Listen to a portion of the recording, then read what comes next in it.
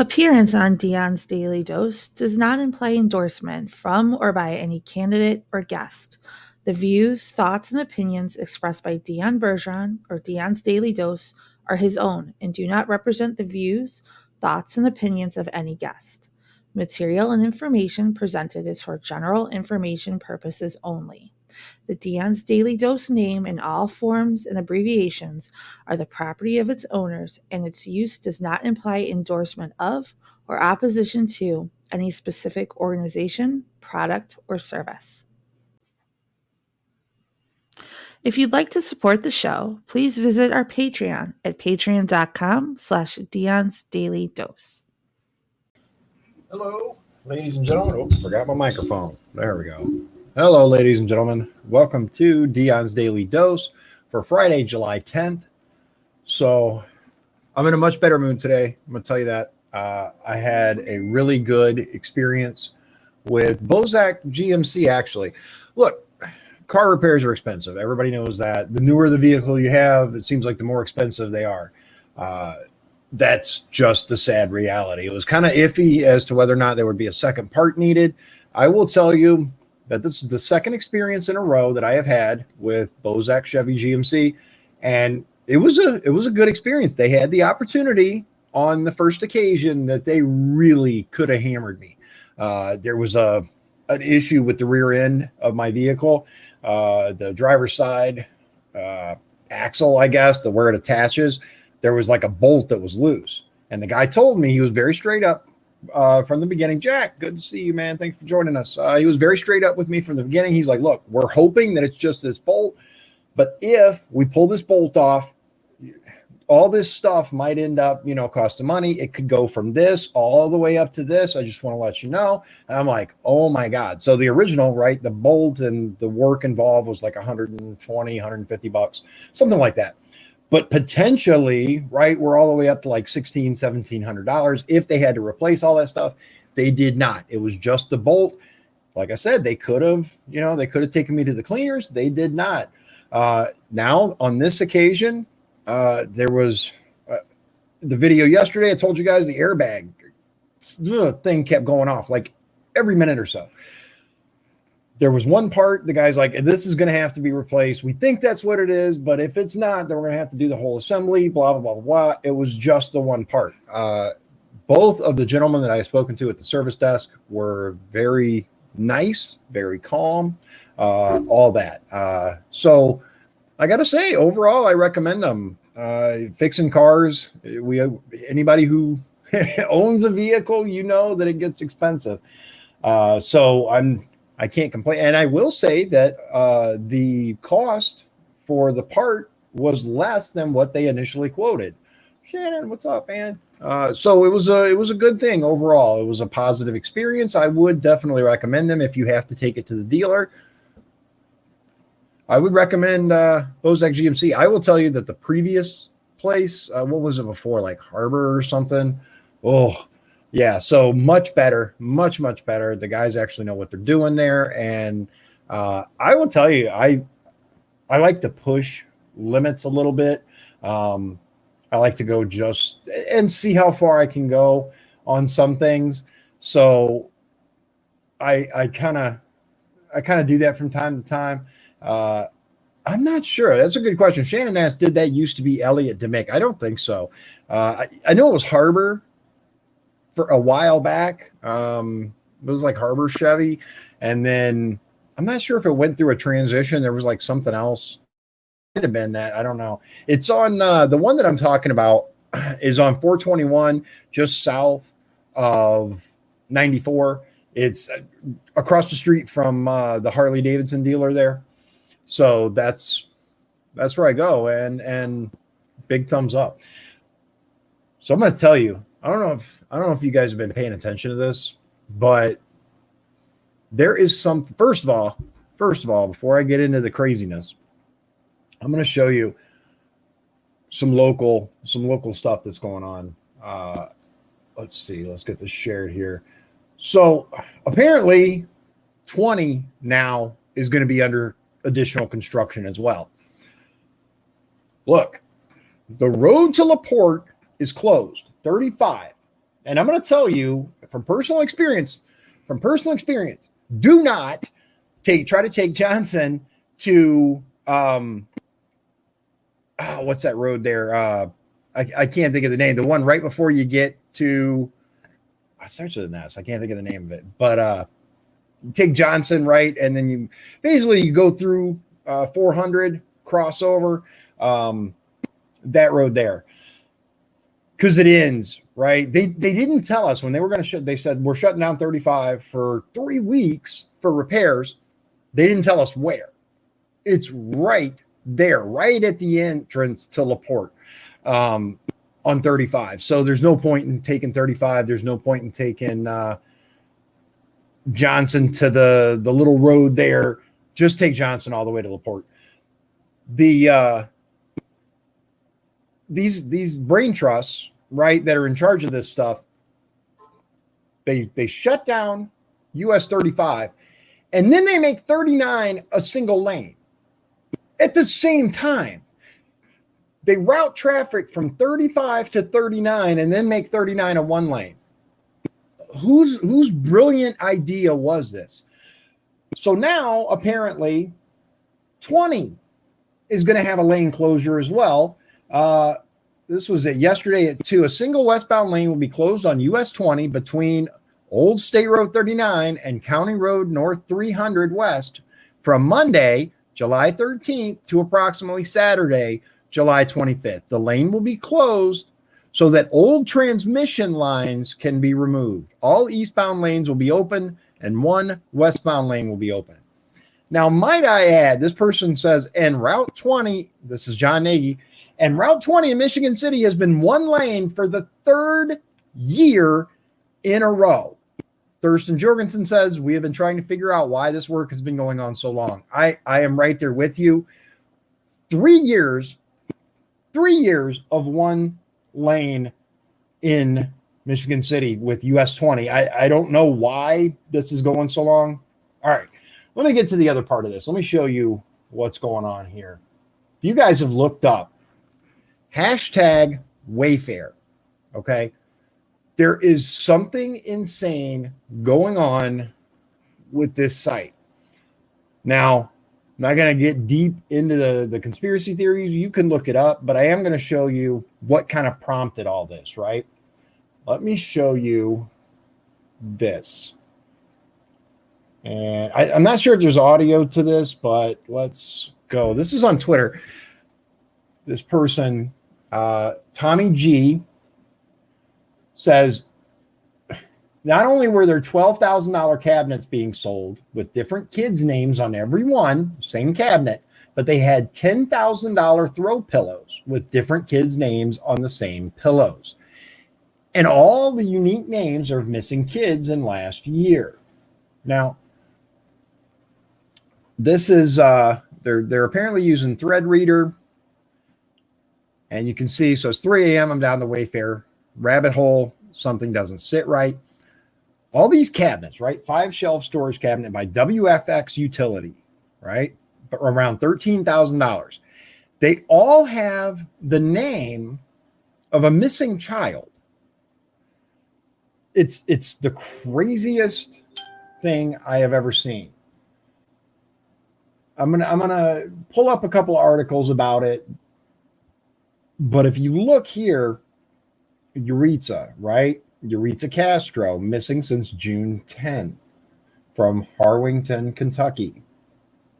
Annabelle Wilson, May 13th. Look, Annabelle, 5-shelf storage cabinet by WFX Utility, $11,000. Kyla, same exact cabinet, all $12,000 or so. Kyla Coleman.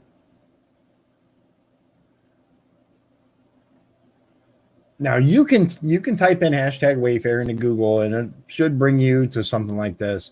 But there are articles already out there where Wayfair is like, no, that's not true.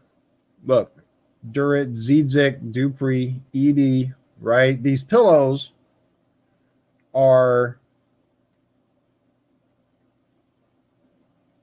what? $10 pillows, $20 pillows, tops. So we have, it's so crazy, guys. So we already got a Fox News article about it. And of course, Wayfair denies Reddit human trafficking conspiracy theory. Forum users speculated that expensive cabinets were a front, right? Here's what it comes down to. And Fox News, New York Post, they both say the same thing. Wayfair denies it, right? Reddit user grabbed the screen grab. Look at all these cabinets with names, right? Naraya, Yuritsa, Samaya, Alvia. Quote, there is, of course, no truth to these claims. Susan Frechette, a Wayfair spokesman, told Fox Business in an email Friday, the products in question are industrial grade cabinets that are accurately priced. Now, that alone, I'm going to tell you, these cabinets that they list are not worth $12,000, $10,000. That's crap. I'm going to tell you that. All the other stuff aside, these are not $12,000 cabinets. Now, the post to Reddit's user-submitted conspiracy theory thread, which features accusations, often with little proof, questions if Wayfair's expensive new cabinet collection was evidence of child trafficking. The thread set off a wave of commentary on social media Friday. Princess Peach 1987 is the one who posted, quote, is it possible Wayfair involved in human trafficking with their WFX utility collection, or are these just extremely overpriced cabinets? Note the names of the cabinets. This makes me sick to my stomach if it's true. Now, there's more to this. Something about so I'm going to read it. Don't go and do this. I'm going to tell you that because it leads to some very, very disturbing images. But believers in the Wayfair conspiracy theory have also prompted people to use a Russian search engine to search for the stock keeping unit number, SKU, that corresponds with Wayfair products that allegedly return image results with children in bathing suits, Newsweek reported. But the SKU searches don't show images of a single child, which don't align with the allegation that Wayfair SKUs maintain data associated with a child being purchased, the outlet explains. Here's a crazy part, right? The company has since removed the product images from its website and said it plans to rename the products. The screenshot, I thought they were accurately priced. I thought everything was fine. The screenshot, which was shared through social media, shows 4 storage cabinets with products named Naraya, Yuritsa, Samaya, and Alvia, ranging in price between $12,699.99 and $14,499.99. Now, like I said, Fox and New York Post is the same thing. It's pretty much the same stuff. But this is actually kind of interesting because this has more. It's Gizmodo. I ran across it. There's one part in particular that I found interesting. So someone on Twitter, Sour Energetic, let's talk about the books used for this overpriced cactus situation, shall we? So if you look at this picture, I don't know if you can see. No, not really. Okay. Let's go next to a $10,000 cactus, which was online this afternoon and now appears to be removed, is pictured next to books about the Kennedys and the Clintons. Looked up each book on the shelf, this person says. Drug Trafficking, Runaways, Slaves, Kennedy Ties with Hollywood, the Clintons and Their Rise, and Rose for Virtue. Yeah. It's... Look. Oh, here we go. Here's a better picture, right? So we got Kennedy's Hollywood, A Season in Hell, Astray, A Rose for Virtue, Primary Colors. It's some weird choices, right? It really, really is. These are the. This is the stuff. But let me get to. So all these pillows, right, are $46.99 until you add a name to them. Then all of a sudden they're $10,000. Now, this person does give a practical explanation that is possible. It says, but practically every throw pillow and accident chair has a human name attached, and outrageously overpriced items do not a child trafficking scandal make.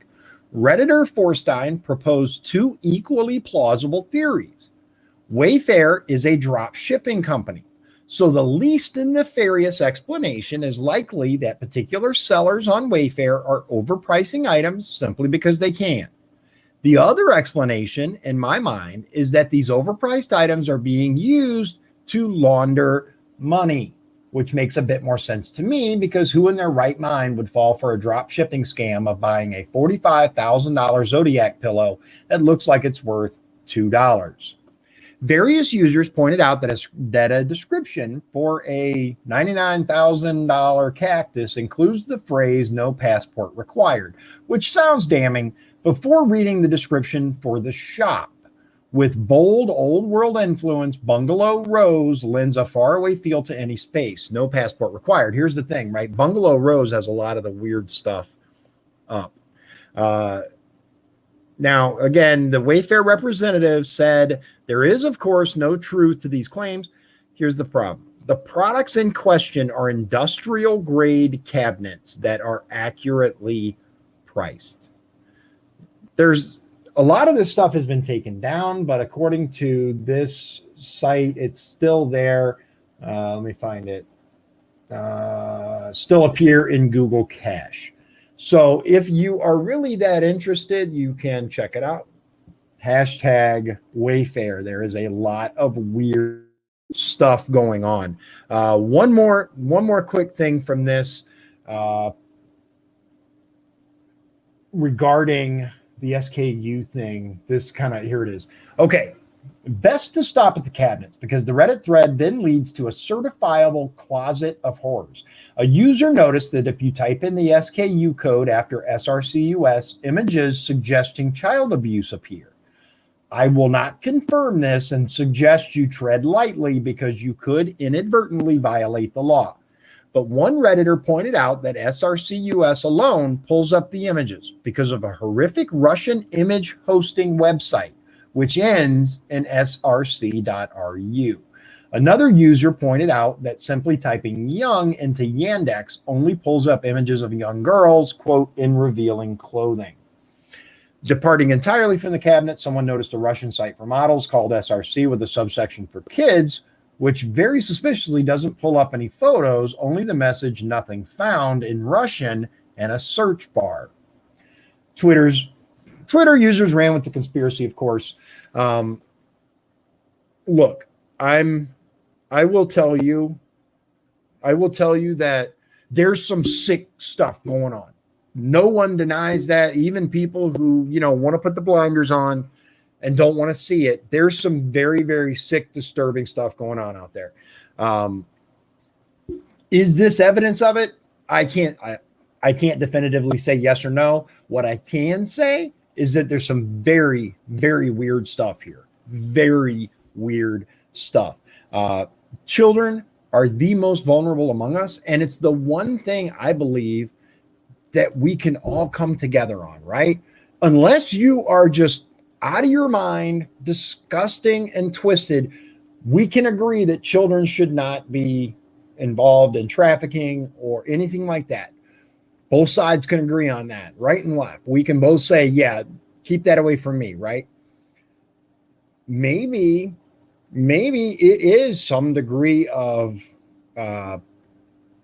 trafficking. Maybe it is like that other users suggested. Maybe it's just money laundering. It's hard to say. I will tell you that there's some weird stuff. Why would these cabinets have the name, the same name as recently missing children? That part really, really, it makes you question it. It makes you go, okay, so what's really going on here? I'm not gonna pretend to have the answer because I don't, but I will tell you that this president has done more to shut down trafficking than any president in history. I will tell you that, and hopefully it continues. Hopefully the shutdown of this stuff continues because, wow. One last thing that I want to show you. I don't know if you've seen this. I posted this earlier. So the Supreme Court has actually ruled that eastern Oklahoma, approximately half the state of Oklahoma, is actually Native American territory. There's an article here which I'll give you so you can read it, but it really does call into question a lot of stuff, because here's the thing, right? So let's say this is okay. It's suddenly half the state is Native American. All of that falls under tribal law. It's not the United States of America. It's that tribe, right? Now, I don't know. Has anybody ever gone to an Indian casino and got themselves into Native American, whatever, and gotten themselves into trouble? The laws are very, very different there. They have their own set of laws. They're an independent nation. They are not subject to our laws. So the ramifications of this are astronomical. It's going to take a long time to figure out what all this means. The Supreme Court ruled Thursday that the eastern half of Oklahoma can be considered Native American territory, a decision the state warned could create, quote, civil, criminal, and regulatory turmoil. The 5-4 decision was written by Associate Justice Neil Gorsuch and joined by the court's 4 liberal justices. The justices considered the issue for the second time after failing to decide a different case last year when Gorsuch was recused and the court likely deadlocked. The case actually concerned an appeal from Jim C. McGirt, a Native American, who claimed his state rape conviction from 1997 should be overturned because Oklahoma lacked jurisdiction. Congress, his lawyer Ian Gershengorn said, never properly terminated the reservation. There's a lot to this. If you want to read it and get into it, there's the link. It's the actual legalese for it is a lot less important than what it means moving forward. What it means moving forward is that half the state is actually Native American land. It's under their jurisdiction. So people are already saying, well, we have to get rid of all the local jails. We have to get rid of those state prisons that are there. We have to empty the federal prisons that are there. All this stuff. It's going to be a nightmare. If you live in the eastern half of Oklahoma, I do not envy you right now. It also, by the way, includes Tulsa. Tulsa is actually in that part. Oh, man. It's going to be interesting. It's going to be very, very interesting. So with that, I will leave you. So I'm going to tell you, there's a lot coming up for the channel. I hope you'll stick around. I hope you'll stay. We're going to be changing the format, talking about issue-oriented things. But when I run across stuff like this with Wayfair, I think it's important that people are aware of it. So I'm still gonna share stuff like that. I don't make any claims about the information there. You do your own research. I don't know how many times I can state this. Do your own research, look into it yourself, make your own determination. So with that, God bless you, God bless Indiana, and God bless the USA. If you'd like to support the show, please visit our Patreon at patreon.com/Dion's Daily Dose. This has been Dion's Daily Dose, hosted by Dion Bergeron. Executive producers, Sean Holgram and Michael Beebe. Copyright 2020. Dion's Daily Dose, all rights reserved.